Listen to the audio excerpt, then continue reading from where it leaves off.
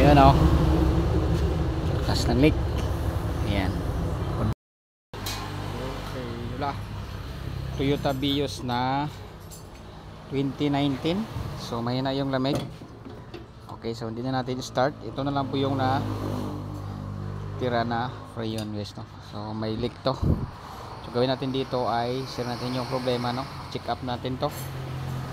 So wala naman tayong makita dito na mga sign na possible na may leak. So kadalasan nito ay yung sa evaporator, no? Okay, so ganun pa rin.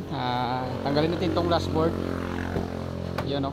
Yan, tanggalin natin yung buong dashboard para makuha natin yung evaporator para ma-leak test guys, no? Sige, okay, start. At yan, natanggal na natin dashboard saka yung housing, no? Ito yung itsura ng evaporator guys, oh. Okay, so dito pa lang, no, may sign siya ng oil, no? Yun, ito yung evaporator. Sobrang dami ng dumi. Ayan, so may sign dito, dito rin. So lagyan siya ng pressure.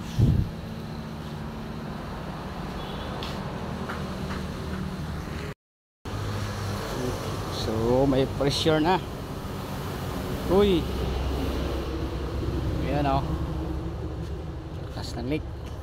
Ayan, confirm guys na evaporator yung problema, no? Ayan.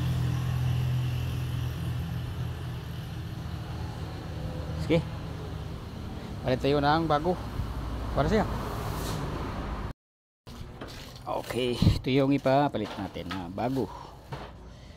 Yun.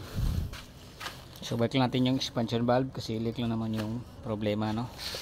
Kunin lang yung expansion valve guys, tapos lipat dito, tapos symbol na. Right.